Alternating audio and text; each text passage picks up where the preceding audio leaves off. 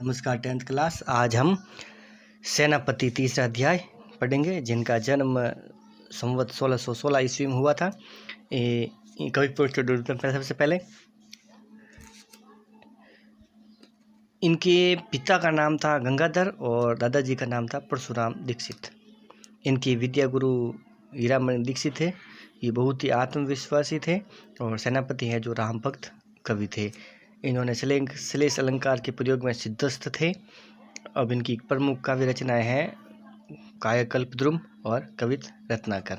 पाठ परिचय में देखते हैं। ऋतु वर्णन। कविता में कवि सेनापति ने सभी ऋतुओं का मनोहारी वर्णन किया है।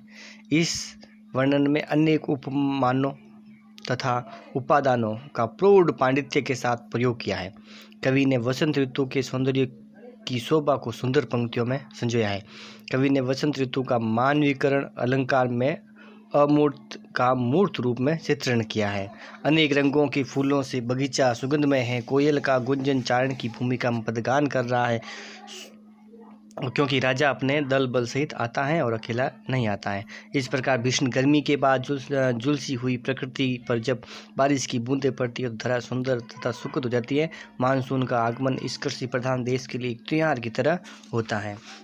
फिर कवि ने बर्फीली हवा की चुभन तीर के समान घातक माना है और सूरज की तपिश कमज़ोर हो गई है आग के बाद। तो मतलब कुल मिला के कवि सेनापति ने सभी ऋतुओं का अच्छे से वर्णन किया है। तो आज हम सबसे पहले वसंत ऋतु के बारे में पढ़ेंगे। तो शुरू करते हैं, ध्यान से सुनिएगा।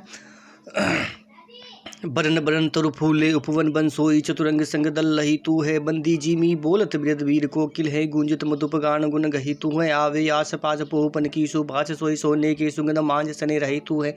शोभा को समाज सेनापति सुख साज आज आवत वसंत ऋतु राज कहियु तू है। इसका हिंदी अनुवाद देखते हैं। बरन बरन का अर्थ होता है अनेक रंगों का। तरु का अर्थ होता है पेड़ और फूले का अर्थ होता है फूल। उपवन का अर्थ होता है बगीचा। ठीक है ना। तो कवि सेनापति है जो वसंत ऋतु का वर्णन करते हुए कहता है कि वन और उपवन के पेड़ों पर अनेक रंगीन फूल खिल रहे हैं, ऐसा प्रतीत होता है। सोई चतुरंग संग दल रहितु हैं, ऐसा प्रतीत होता है जैसे वह वसंत रूपी राजा अपने चतुरंगणी सेना के दल बल सहित आ गया है। बंदी जीमी बोलत वृद वीर कोकिल है। बंदी जीमी बोलत वीर कोकिल है। वसंत रूपी राजा की आने पर वीर कोयल बंदी जनों अर्थात चारण की भूमिका में उसकी विरुदावली या पदगान गा रहा है। आगे गुंजित मधुप गान गुण गहितु है। आवे आस गुंजित मधुप गान गुण गहितु है मतलब वसंत ऋतु के आगमन पर भंवरा गुंजार करते हुए उसके गुणों का गान कर रहा है, उसके गुणों को ले लेता है। आवे आस पास पोहपन की सुबास सोई सोने की सुगंध मांझ सने रहितु हैं। वसंत रूपी राजा के आने पर आसपास की फूलों की सुगंध फैल रही है, अर्थात रंगीन फूलों की सुगंध से उपवन महक उठाएं। जिस प्रकार राजा सोने के आभूषणों के मध्य में शोभा में सना रहता है, उसी प्रकार यह वसंत रूपी राजा पीले रंग के सोने जैसे फूलों के मध्य में शोभा को प्राप्त होता है।